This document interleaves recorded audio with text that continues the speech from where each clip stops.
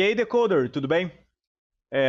Tem surgido muitas perguntas, muitas dúvidas aqui e muitos desentendimentos sobre como funciona o passo a passo ou como se comporta um código que roda em servidor, né? Principalmente para o pessoal que é iniciante, ainda existe muita dúvida, muita indagação em relação a isso.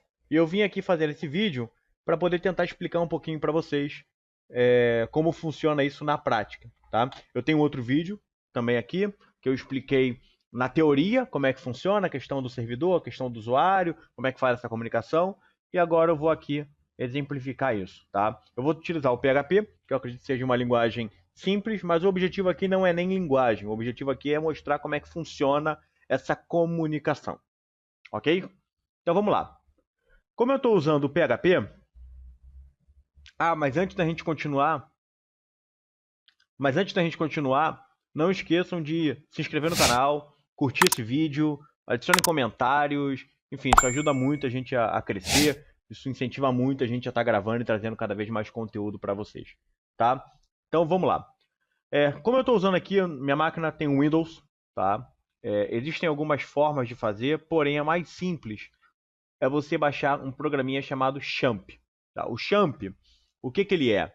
Ele é uma combinação de Apache, MySQL, MySQL e PHP, né? Então, olha só, eu instalei o Champ, a instalação do Champ é muito simples, é o padrão Windows, tá? Next, Next, Next e o Finish, tá? Você vai avançando até o final. Depois dele instalado, tá aqui. O programinha fica lá, você inicializa ele, eu estou rodando o Apache. Se você reparar aqui, ó, o Apache está vermelho, o Apache está verde, desculpem, e ele está rodando na porta 80, que é a porta padrão de execução do servidor para o PHP. Ok? Perfeito. O que acontece? Repara que eu executei aqui, ó, localhost /decoder.br.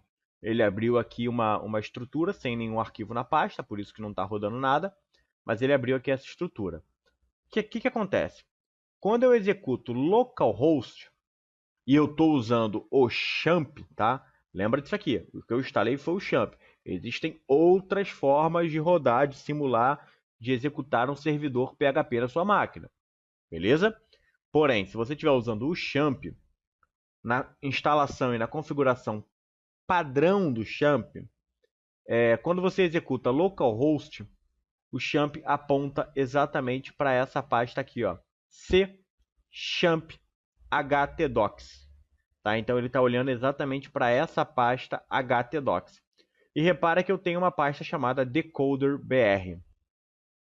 Essa pasta decoder.br é exatamente essa exibição aqui. Se você olhar aqui na pasta decoder.br, não existe nenhum arquivo, tá? Então vamos entender como é que isso funciona. Vamos lá. Eu vou abrir aqui o meu editor de preferência, que é o Visual Studio Code. Pronto, o Visual Studio Code está aberto e já está na pasta decoder.br. Beleza? Ótimo. Eu vou criar um arquivo, um file, chamado de tela1.html. Então tá aqui, tela 1. Se eu atualizar o meu servidor, ele já está aparecendo aqui. Beleza? Ótimo. Então vamos lá. Na tela 1, eu vou colocar o seguinte. Eu vou colocar um formulário simples. Sem nada demais, tá? Vou botar aqui, ó, nome e um input type text. E vou colocar... Repare que eu não estou utilizando CSS, minha preocupação não é essa. Minha preocupação é mostrar para vocês como é que funciona a comunicação do PHP. Então tá aqui. Deixa eu atualizar. Se eu clicar em tela 1, ele já mostra esse formulário que eu criei, né? Nome e um botão lá de enviar. Certo? Primeira dica que eu dou para vocês. Complica muito você ter extensões de arquivos diferentes. Então olha só. Se você está rodando um servidor PHP, cara, por padrão, eu salvo meus arquivos como .php, tá? Mas não tem código PHP aqui dentro. Beleza, tá? Beleza, o servidor vai interpretar esse código e vai gerar exatamente esse HTML para o browser. Então, olha aqui, ó. Repara que o resultado é o mesmo, tá? Outro ponto. Sempre quando você acessa um servidor, ele procura por padrão por um arquivo chamado de index, ou index HTML, ou index PHP, ou index HTM, enfim, existem algumas estratégias para isso.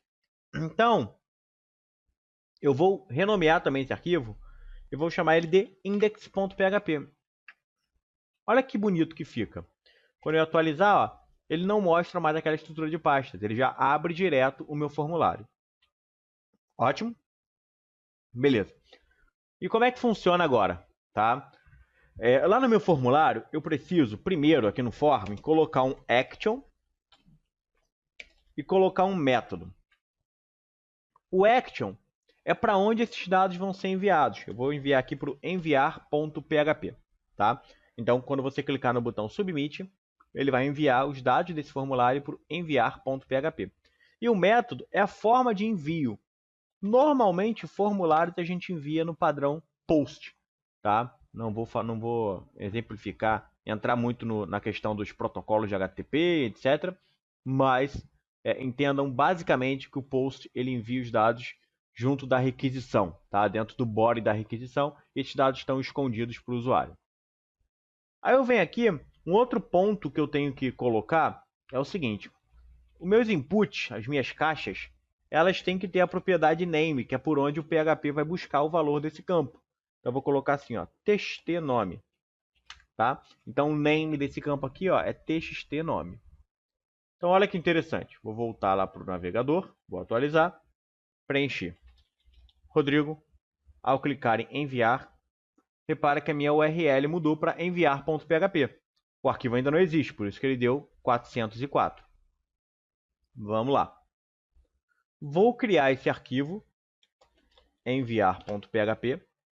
E aí sim, esse arquivo ó, ele vai ser um arquivo do tipo PHP, tá? Que eu vou colocar aqui ó, uma variável nome recebendo o método de envio não foi post. Então, como o método de envio foi post, eu recebo via cifrão underline post, tá? E aqui dentro eu coloco o name do meu campo. Então, olha aqui, ó, txt_nome, txt_nome. E eu vou imprimir para o usuário o seguinte: seja bem-vindo. E o nome dele. Então ele vai colocar seja bem-vindo, vírgula, e o que você digitou naquele campo. Vamos lá ver? Vamos lá. Vou voltar aqui para o formulário, vou atualizar. Vou colocar aqui, ó, Rodrigo, enviar. Olha aqui, ó. Seja bem-vindo, Rodrigo. Se eu voltar, Ana. Seja bem-vindo, Ana. Certo? E por fim, eu também posso sair do PHP e adicionar código HTML. Ah, mas o arquivo é PHP. Não importa. Tá? Eu posso colocar aqui, por exemplo, um href, um link, né? Voltar. Então, olha só, vamos voltar lá, atualizar. Marcelo, vou enviar. Seja bem-vindo, Marcelo. Botãozinho, linkzinho de voltar. Cliquei em voltar, já voltou para cá. Beleza? Então, assim, o meu objetivo com esse vídeo foi mostrar esse fluxo, como é que ele funciona. Não adianta eu vir aqui no arquivo index.php e tentar abrir direto com o navegador, tá? Não adianta eu chegar aqui, ó,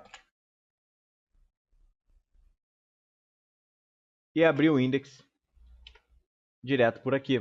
Por quê? Ele vai imprimir o código, ele não vai conseguir renderizar, porque o arquivo é .php. O arquivo .php precisa de um servidor para ser interpretado. Beleza? Espero ter ajudado vocês aí.